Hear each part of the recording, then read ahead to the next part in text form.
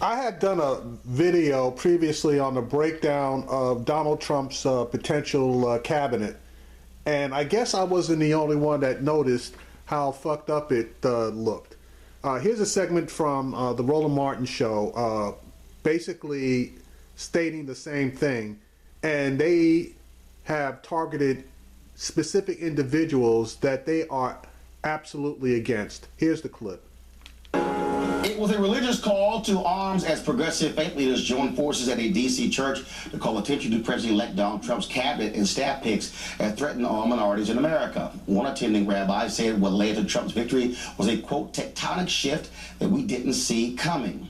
The group of religious leaders included Muslims, Christians, and Jews. They asked Congress not to accommodate appointments that threaten people of color, immigrants, and religious minorities, and to be patriots before partisans.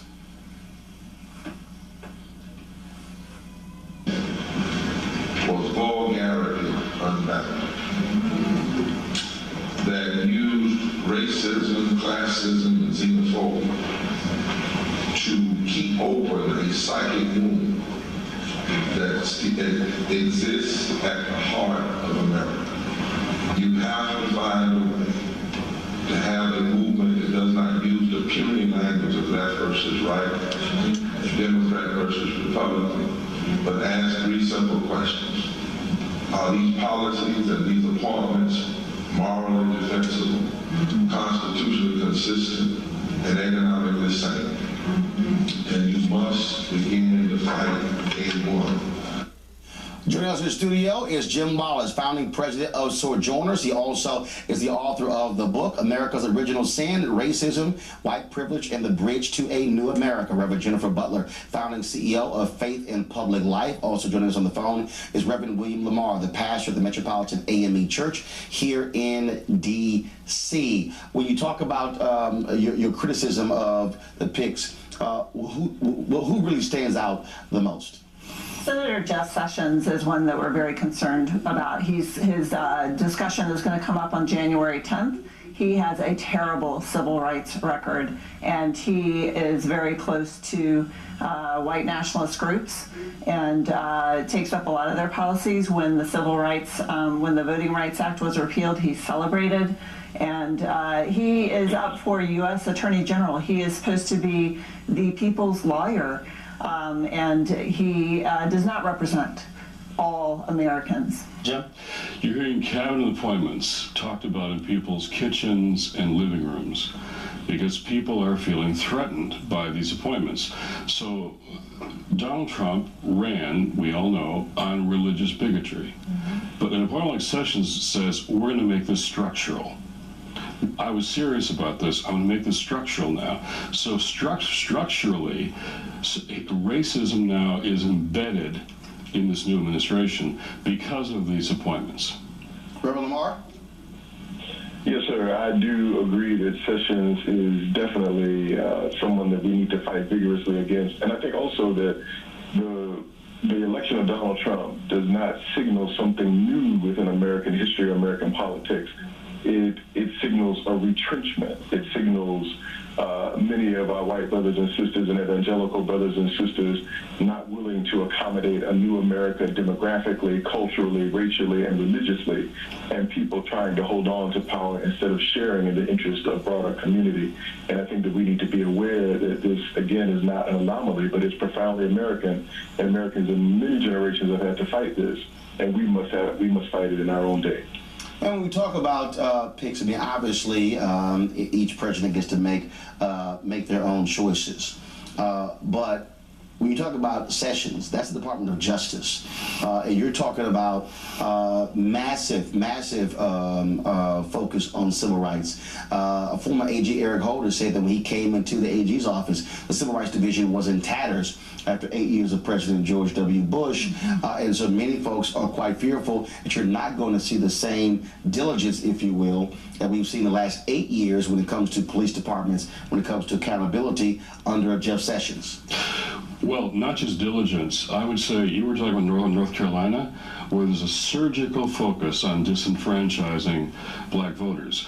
Instead of Washington overlooking that, you're going to see Washington now collaborating, coordinating voter suppression nationally. Brian Stevenson once said, slavery never ended, it just evolved. And this is now the new evolution of slavery. That's what this really is. And so Washington can't be looked to now by civil rights leaders for accountability, but rather there's no help coming from Washington. So that means local clergy are going to have to say to local police departments, we are here to watch you and monitor you and film you. And I think what we're against now has to grow to what we're going to do. So when they try to arrest undocumented immigrants, we're going to make them arrest them in our churches, in our seminaries, not just at home alone. We're going to hold local police accountable by local clergy. And when they try to register Muslims, we're going to say, we're going to be first in line as priests and rabbis. So I announced yesterday a Matthew 25 pledge, you know that text. How you treat the vulnerable is how you treat me, says Jesus. So around the country, you'll see multiracial clergy groups taking that pledge. And my brother's right. White evangelicals in this election were more white than evangelical. And that's really what's been happening for a long time. That's right. 2,500 clergy signed on to the letter opposing this cabinet of bigotry. And we also want to see Republicans in particular speaking out vociferously about Steve Bannon. We now have a white nationalist in the White House as the key advisor to the president, and we need to hear people speaking out and having some moral spine about that. This is rolling back years and years and decades of civil rights history, and we can't let that happen. Clergy are already preparing now to put themselves on the line. We see what's coming, and we will not stand for it. Reverend Lamar, go ahead, your final comment.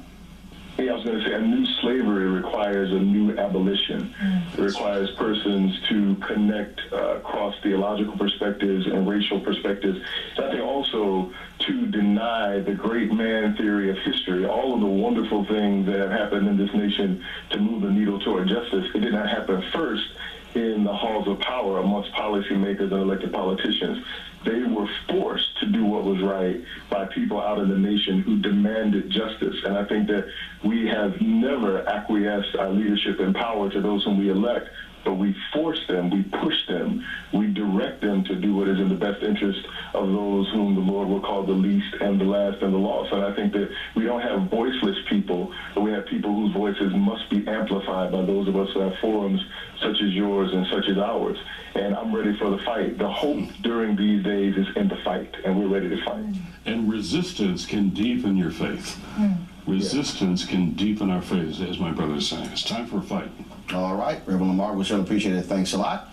Jim, thank you very much as well. Pastor, thanks a bunch. Thank you. All right, folks. All right, so something is coming, okay? And people are starting to stand up, and I guess Donald Trump is going to be the catalyst for this. I guess it's going to be eventual clash between the various ideologies that are rolling around, and it looks like the people, for the most part, are rejecting Trump's ideology, and they're finally waking up and getting away from that. Wow, he'll never. He's just talking. He's not going to do any of this crap. And now they're seeing that he's actually trying to put what he said he was going to do into place, and it's starting to turn stomach. So we're going to see, but this is going to go down, and it's not going to take 4 years for it to happen.